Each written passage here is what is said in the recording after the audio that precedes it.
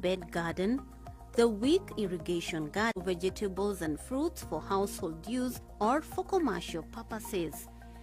To establish the multi-story garden, you need a net.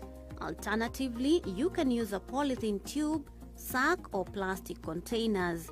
You also require soil mixed with manure on a ratio of 1:1, ballast, a shovel, a 2 kg tin, seedlings, and a cutting tool.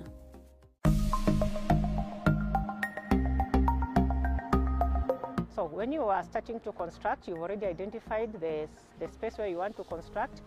You will hold your mulch-story width-wise from side to side using your hands, and then you bring it together at one point, and then you turn it upside down because it's a net, and then you put it at the selected place where you've sighted, put it at the center.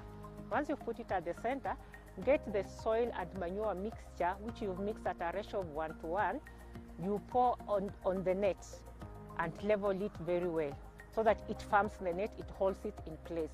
Once the net has been held in place, get your 2 kg tin, which is hollow. That is, you remove the lower part, and the upper part obviously it should not have a lid, so that when you put there stones, it can pass through. So you get that 2 kg tin, put at the center of the net, and then you put ballast inside there. You can cover the ballast so that the soil doesn't get inside the ballast. So once you put the ballast and you've covered with maybe a polythene or something, anything, even if it's a cloth, to avoid the soil from getting into the ballast, because that will be your channel for watering. Put soil around the tin. When the soil reaches the height of the tin, you shake it a bit and then move it up, leaving the ballast down. So once you move it up, the tin will be empty again. Put more ballast in the tin, and then after you've put more ballast in the tin, you put soil around the tin again until it reaches the top of the tin, and then you shake the ballast again, and then you move it up. And then you feed the tin with more ballast again, because it will now be empty. So you will repeat this process several times until you reach the top of the mulch-story.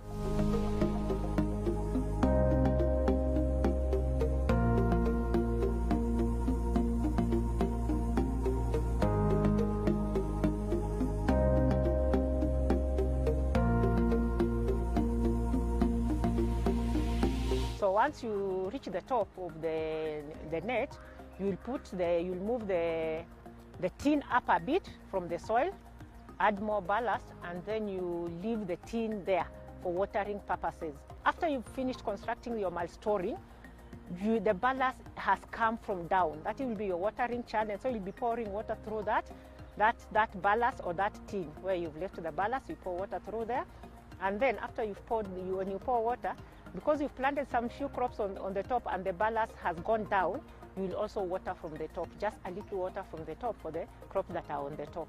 Once you've made the mulch-story and the ballast, you also make a bed around the mulch-story so that the water that gets through the mulch-story will not go to waste. You will plant some vegetables around the mulch-story, around 2 lines of vegetables around the mulch-story.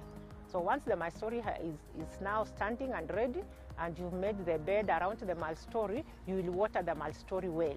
You water it well, and then we encourage you plant it the following day, so that you leave the mulch-story to settle for some time, so that if it sinks down a bit, when you come the following day, you will add more soil that has the mixture of soil and manure, and then you'll water again, and then you do your planting.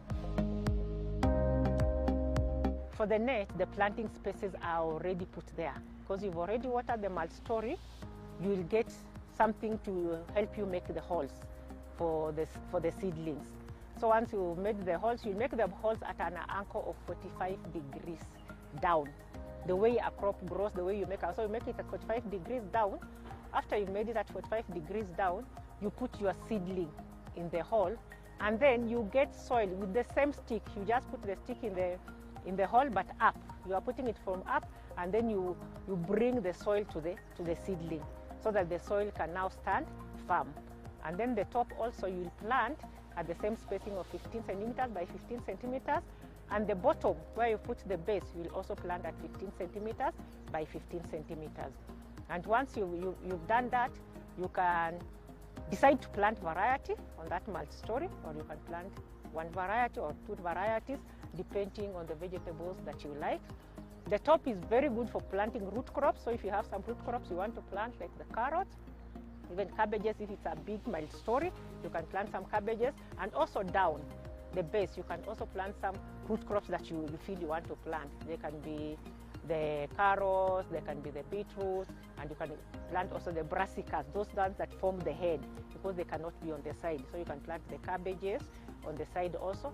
And you can also incorporate some spices when you are planting your multi-story to help in pest control.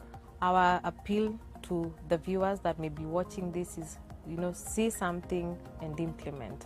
This is how we collectively contribute to food and nutrition security when each and every household is able to produce safe food within the confines of their homes.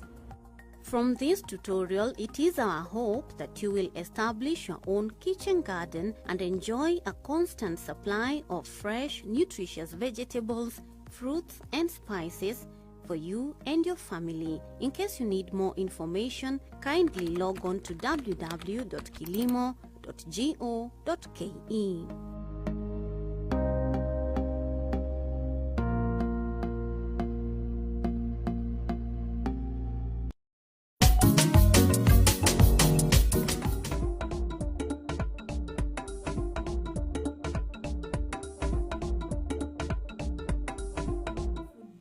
Food waste starts from your home. You find that, like you've said, we buy unnecessary, and that does not mean you change your ways of buying food. For me, I feel buy what you're going to consume. Kwa hivyo wale wanataka kilimo ni kitu nzuri. Ile kitu nzuri sana ni kuaga ukiungana na hao watu wengine. Kama wewe ni mgeni ndio wakakuvizaga vile utaanza na vile utaendelea. Unaweza tu mzigo kila kwa shamba, ukiangalia hiyo nyanya unaona inajaa gari. Sasa unapiga mahesabu yako, ukipiga mahesabu kama inalipa gari. Ile unaona ikitupwa pale, they are the mediocre one. So yeah. Kama hii. Inaharibuka sasa, zikikutana hii nyingine zinaharibika. Inapasuka. Okay. Sasa tuangaliwa bei ya mafuta na bei ya fertilizer na bei ya madawa hii tunapiga huku shambani. Sasa hiyo tukiangaliwa tutaanza kuinuka juu hiyo bei kiwa mzuri, tutakuwa tukilima kilimo kubwa.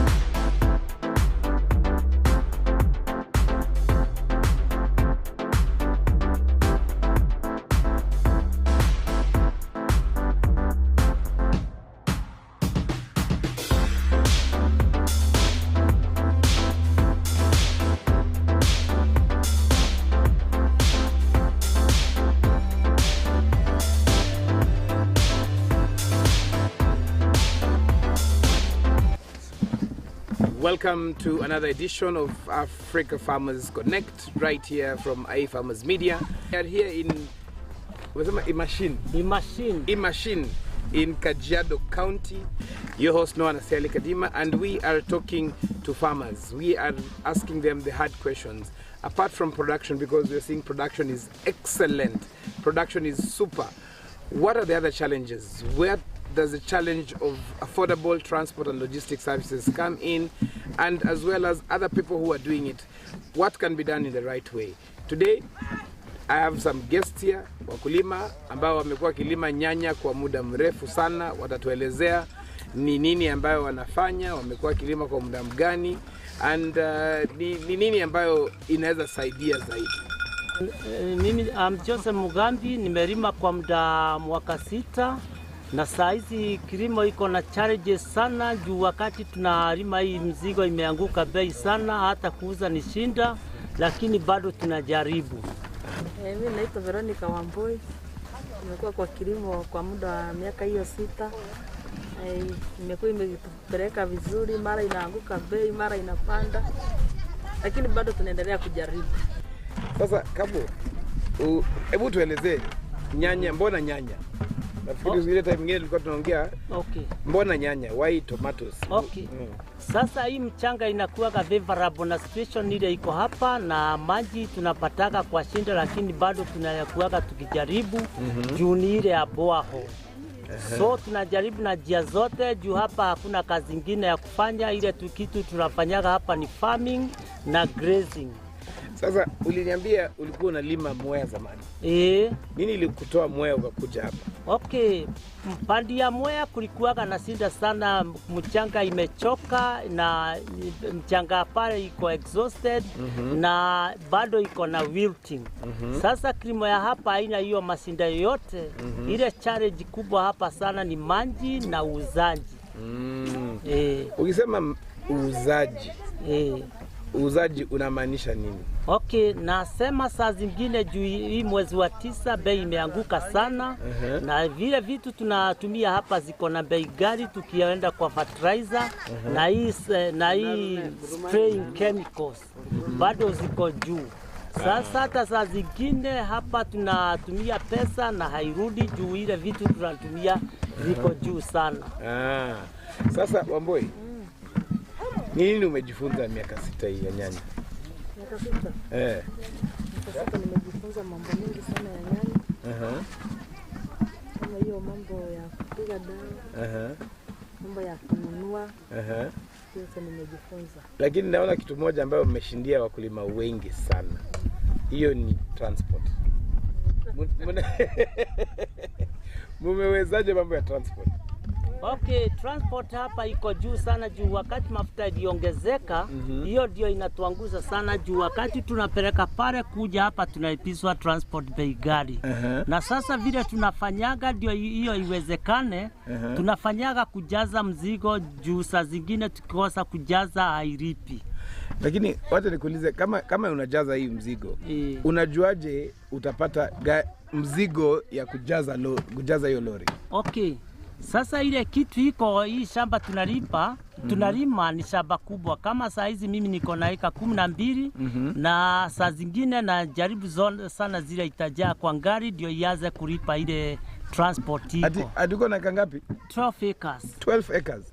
Na unalima yote? Na nalima yote. Na siku ile tulikutana mara ya kwanza uliniambia mnanunua seedlings. Nyie hamweki nursery wenyewe? Hatuweki. Kwa nini? Juu sasa hapa kuweka seedlings saa zingine inakuaga ikikufia kwenye wakati ina sprout zingine inakufa. Sasa tuna prefer kununua zile za company juu hizo zinakuaga mzuri. Sasa tukirudi kwa hiyo mambo ya transport Wamboi. Si rahisi kuleta lori isimame hapa ingoje mzigo. Mnafanya namna gani? Unaweka tu mzigo ukienda kwa shamba, ukiangalia hiyo nyanya unaona inajaa gari. Sasa unapiga mahesabu yako, ukipiga mahesabu kama inalipa gari. Inabidi ununue mzigo italipisha gari. Venye hiyo gari utaenda urudishe pesa zako na ilipe gari na irudishe nini yote. Profit. Sasa wote niulize, hii mambo ya transport si rahisi. Na vile bei ya mafuta pia imepanda sana. Kama ungeweza kupata gari ya bei nafuu ambayo iko kwa kawaida, kwamba kuna gari affordable transport ambayo ile ukiweza kutumia labda hata ulipi gharama mingi lakini iko available, hiyo inaweza kusaidia wewe katika kazi hii ya ukulima. Tena sana tukipata hiyo gari ya kulipiza bei mzuri, itatusaidia juu ile pesa mingi tutatumia itakuwa pesa kidogo, na hiyo pesa ile itabaki tutafanya implementing kwa vitu vingine ya shamba. Ndio kilimo iwe kubwa. Sasa tuulize kwa mfano, najua hiyo ni biashara lakini pia ni siri yako. Lakini lori kama hii ili iweze kuja hapa ibebe mzigo irudi peleke sokoni, ni kama pesa ngapi hivi? Tuseme now it is 26,000. 26,000 shillings. 30,000. 30,000. Yes. Wow. Sasa hiyo 30,000 lazima ujaze na inabeba kama crate ngapi? Inabeba 70. So lazima ukipiga mahesabu yako hiyo 70 itoe 30,000 kwanza ya lori ya transport. Sasa wacha niulize, tukienda na mfano, bei gani ndio what is affordable? Alright. Sasa ile ingekuwa affordable kabisa, it is around 26. Ndio hiyo ingine iwe itatusaidia kulipa hawa watu wanatufungia nyanya na hawa wamama wanatuchagulia, wanafanya sorting out. So kila gharama lazima upige hesabu yako vizuri. So tuseme ukipata gari ya kama 20,000. Unajua umesema 26,000, kama 20,000 shillings. Hiyo ni kitu ya afadhali kweli? Hiyo itakuwa more better, juu hiyo sasa ita reduce your expenses, na hiyo ndio itakuwa tukipata faida mzuri. Faida mzuri. Shida naye si kukosa gari. Shida ni hii, ni mafuta. Bei ya mafuta ni. Maana unajua sasa gari haitasema haikunywi, gari inakunywa. Yes. Na uwezi punguza nini ya kukunywa kwa gari. Lazima ikunywe. So hii bei ya mafuta, najua tumeahidiwa kwamba kabla siku 100 ni kweli bei itapunguka bei kidogo, si ndio? Lakini hii bei ambayo tuseme kama ikipunguka, kama ni bei ya mafuta ama gharama ya gari, kukomboa gari, je, nyinyi kama wakulima na pia wauzaji muna extend hii benefit kwa wanunuzi kweli? Oh yes, ikiwa hiyo ikireduced, sasa tutakuwa tukiexpand farming, juu hiyo pesa itatusaidia wakati ya pande ya laborers, na ile vitu tunaweka kwa shamba ndio sasa kilimo iwe kubwa. Hata niulize mambo yanipatie nyanya mbili hapo tuone, sababu kuna kitu ambayo nataka kuuliza.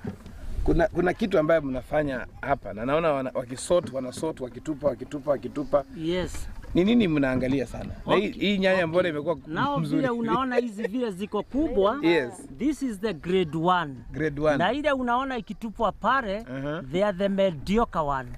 So yeah, all those are the mediocres. Yani hiyo yezi enda sokoni. They are horrible. I was kwenda. Yeah. Sasa wacha niulize. Yes. Ukienda sokoni na kwa sababu wakulima wengi sana wako na shida mingi. Na shida moja niona ambayo tunaona nyinyi mnatatua. Nyinyi mnalima a big chunk of land. Ni kweli.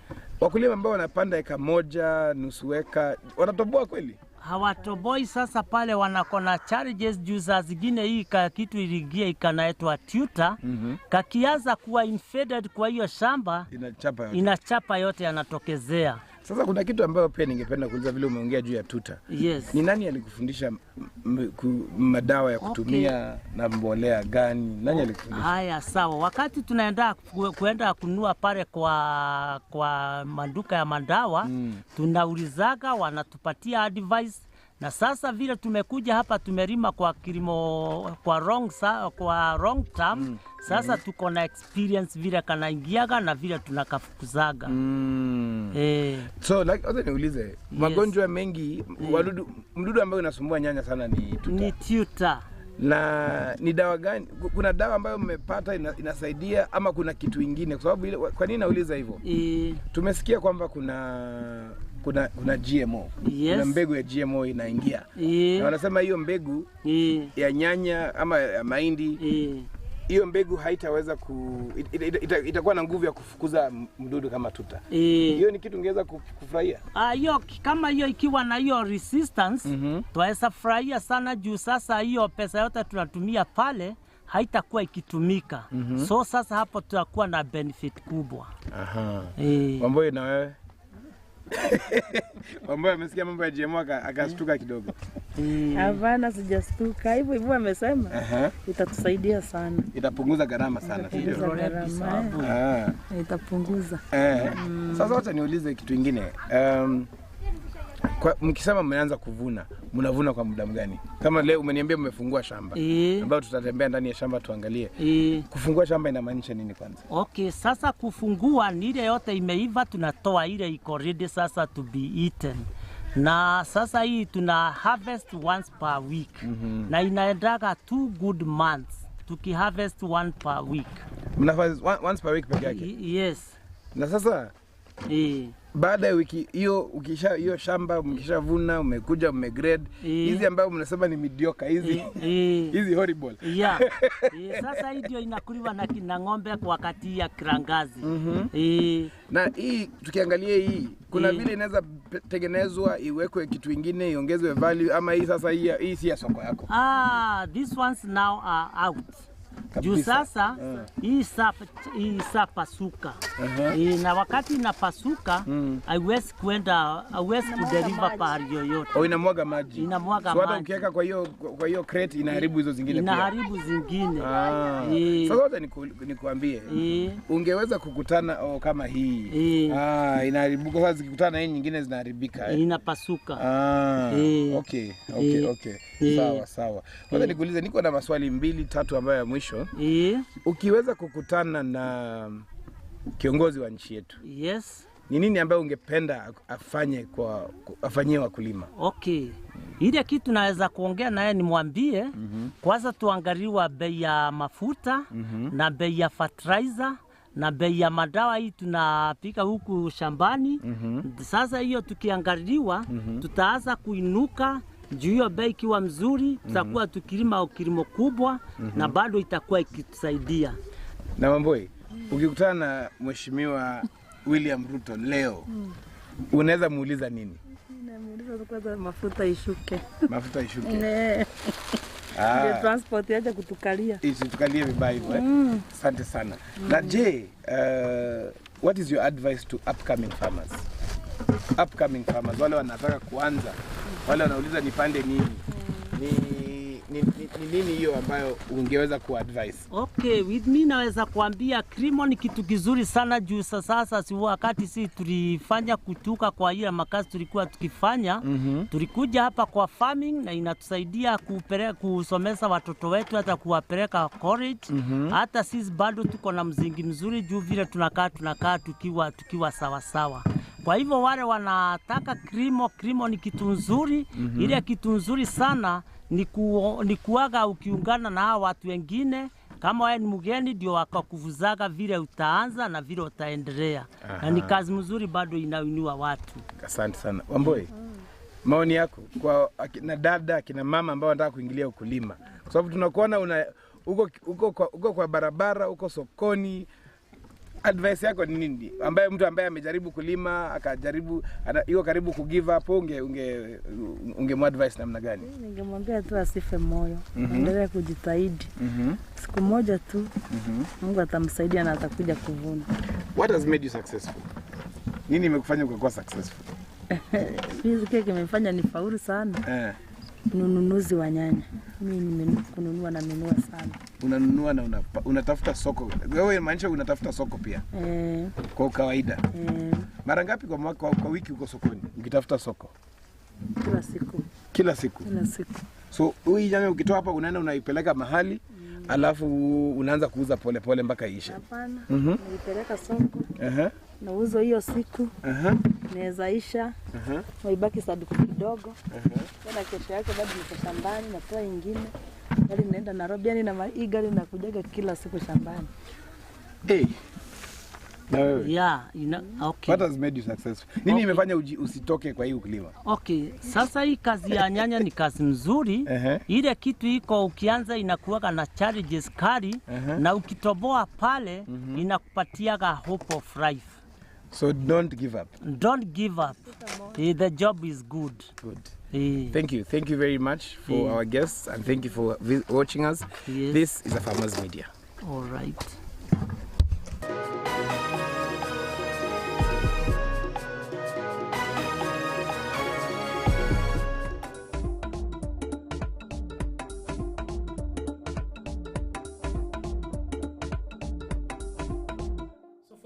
Say when it comes to food preservation, start it at home. Don't buy unnecessary. The amount of food that is wasted in our homes, it's a lot. You realize that you put food in your plate, you don't finish, you dump it in the dustbin. So it starts from our homes. Let us learn to buy what we can consume.